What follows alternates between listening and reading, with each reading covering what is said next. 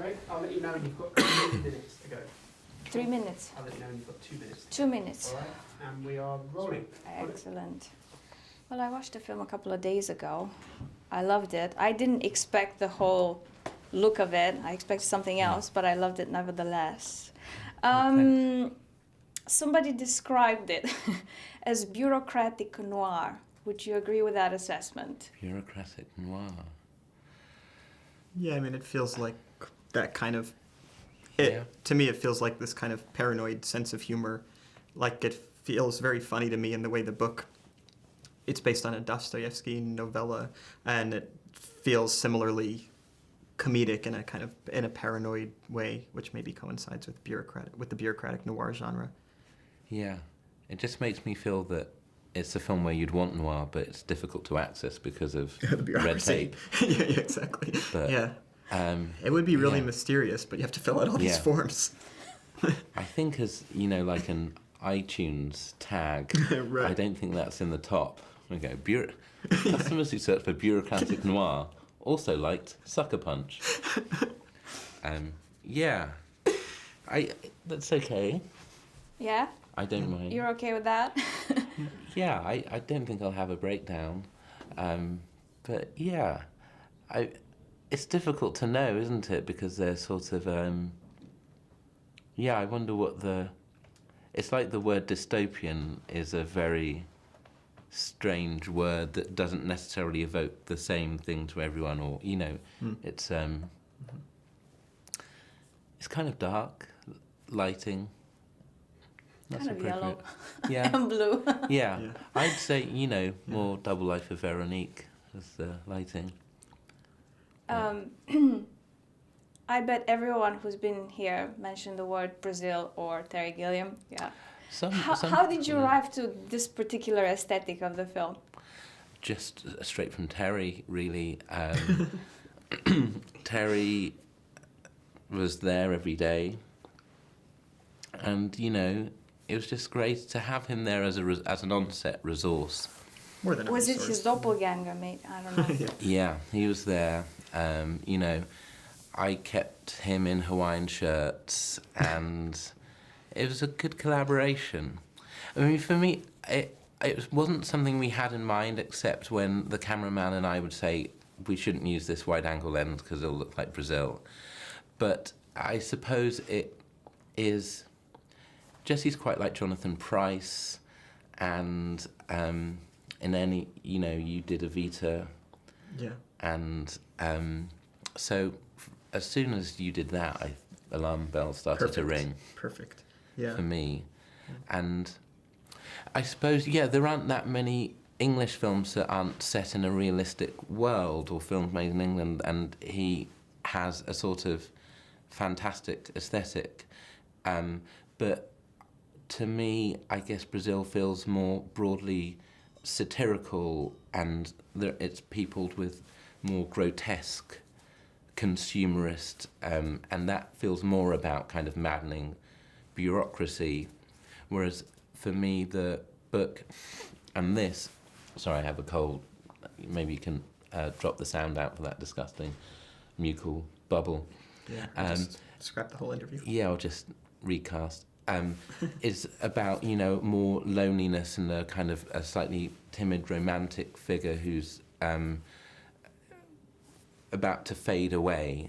In the book, to me, feels more like Kafka and Gogol, and what I like about the feel of the book is it's not that kind of Brave New World or 1984 idea of Big Brother is going to get you and destroy you, and that you and your individuality are going to be rubbed out by a state that has no interest in it, which is, I guess, a more, anti-fascist sort of worry about totalitarianism. The Dostoevsky stuff is much more personal and emotional and existential about what is my place in the world, what do I owe other people, which are more personal themes and things that I'm more interested in emotionally, and things that I think are more comic and romantic rather than iconoclastic in any way, which, a lot of this is going to be in the pamphlet, comparing the two films. But yeah, And in some of the sermons. yeah. You can just get this on a Sunday from me, from the pulpit. New career? It's who's saying that it Continuation isn't my yeah. current career. Oh, Jesse, obviously this is a juicy, ideal part for an actor. Which of the two was it easier to get a footing with? Which one did you find easier, Simon or James? Well, James is the doppelganger. He's comfortable in his own skin, and just therefore, while I'm playing it, you just naturally feel those feelings, so you feel much more comfortable. You know, Simon, on the other hand, is self-hating, and he's mortified to be alive, and so you naturally feel those feelings, and, you know, so the kind of net effect of doing one character for a long time is that those feelings infect your personal feelings. So when I was playing Simon, I think I'm not doing well in the scene just because you're feeling like somebody who's not doing well in their lives. So you just unconsciously associate those feelings with yourself, and then you think, oh, the scene must have not gone well. And conversely, when I'm playing the other character, is this okay? James, you know, you feel like, oh, that scene was great and funny because James felt great and funny during the scene. So those two, so I guess it was a lot easier to play James, only in that James is, it's a lot easier for him to be alive. That sounds pretentious, but that's the, and ends up you having those feelings. I mean, you know, if you're sitting a certain way and smiling, you end up feeling happier at the end of the day. You know, Simon sits like this and frowns, so you end up feeling bad because you're playing those characters for so many hours. If you had your own doppelganger, what kind of stuff would you have them do that you don't really want to do, but you have to do? You know, like the way James uses Simon to pass his tests and steal his projects. Right. So if our doppelganger was in our service, like a flunky. Well, if you were friends with them or you knew them and you could get them to do your...